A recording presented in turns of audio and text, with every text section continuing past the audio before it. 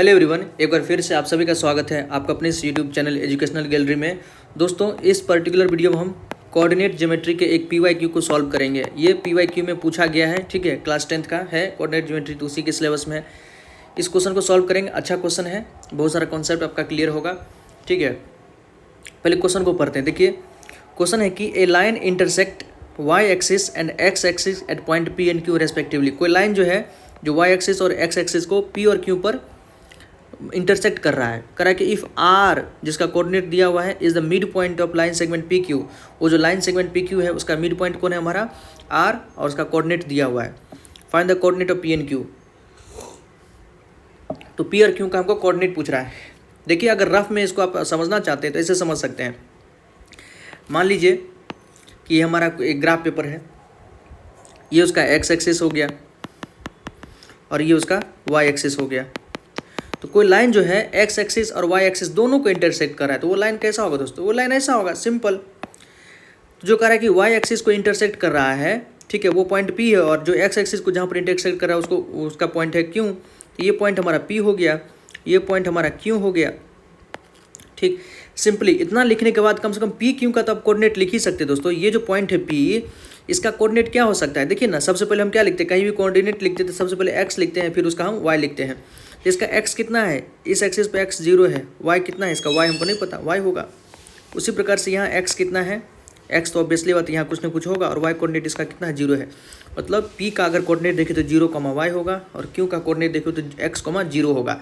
हाँ, यही हमको निकालना है कि यहाँ पर एक्स का वैल्यू कितना होगा और यहाँ पर वाई का वैल्यू कितना होगा। और साथ ही साथ आपको इस आर का कोऑर्डिनेट दिया हुआ है 2,5। कहीं कहीं पे आप क्वेश्चन देखिएगा 2,-5 मिलेगा, लेकिन जो बोर्ड में क्वेश्चन पूछा था ये 2,5 से पूछा था। हम बोर्ड वाला क्वेश्चन सॉल्व कर रहे हैं।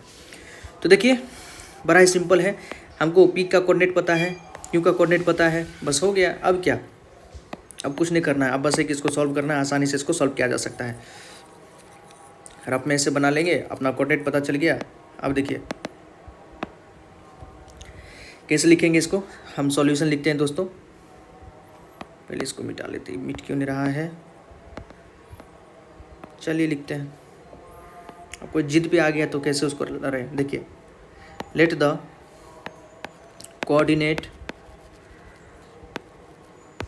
Coordinates of P B. पी का कोऑर्डिनेट क्या हो सकता है? 0, Y, and Q B, Q का क्या हो सकता है? एक्स, 0। अभी हम लाइन दिखाए थे आपको, ये हमारा पी है, ये हमारा पी है दोस्तों, ये हमारा क्यू है। तो पी का क्या होगा? 0, वाई, क्योंकि वहाँ पर वाई एक्सिस पे एक्स 0 होता है और एक्स एक्सिस पे वाई 0 होता है। यहाँ क्या होगा? एक्स, 0, ठीक। तो हम पी पर जो कोऑर्डिनेट था उसको मान लिए 0, वाई, और जो क्यू पर जहाँ पर है उसका कोऑर्डिनेट मान लिए एक्स, 0। और साथ ही साथ जो आर पॉइंट है इसका कोऑर्डिनेट दिया हुआ है हमको मिड पॉइंट।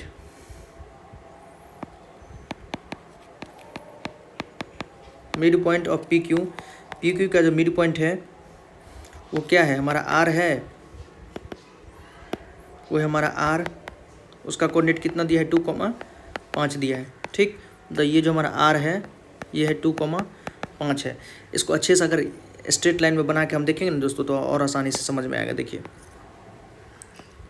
ये हमारा पी हो गया, ये हमारा क्यू हो गया। पी का कोऑर्डिनेट हमको पता है 0, वाई, और क्यू का कोऑर्डिनेट पता है एक्स, 0। ये हमारा आर है, आर का कोऑर्डिनेट पता है 2,5। All right. अब देखिए, बस अब क्या है कि मिड पॉइंट का फॉर्मूला आपको आता होगा। बाय मिड पॉइंट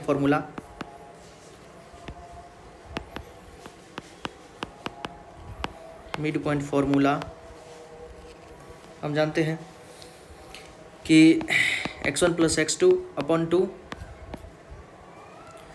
और ब्रैकेट हटाते हैं पहले, कॉमा y1 + y2 / 2, और ये इक्वल टू हमको कितना दिया है? 2,5। मतलब दोनों को इक्वल करना है। ये x कोऑर्डिनेट है तो x कोऑर्डिनेट 2 के इक्वल हो जाएगा, ये y कोऑर्डिनेट 5 के इक्वल कर देंगे, सिंपल। अब देखिए, रखिए ना यहाँ पर 2 क्या है हमारा? जैसे 2 इक्वल टू हो जाएगा x1 + x2 / 2। तो 2 इक्वल टू x1 कितना है हमारे पास? ये हमारा x1 हो जाएगा, ये x2 हो जाएगा, ये y1, ये x1 हो जाएगा, ये x2 हो जाएगा, और ये y1 हो जाएगा, ये y2 हो जाएगा, सिंपल, ठीक है। तो 2 इजकल टू x1 कितना हमारे पास 0 है, x2 कितना है, x2 का वैल्यू x है अपन 2, तो यहाँ से x निकल गया आपको 4। इसी प्रकार से 5 इजकल टू दोस्तों 5 क्या है हमारा y कोऑर्डिनेट है, ये जो 5 है हमारा, ये जो 5 हमारा y कोऑर्डिनेट है, तो y कोऑर्डिनेट भी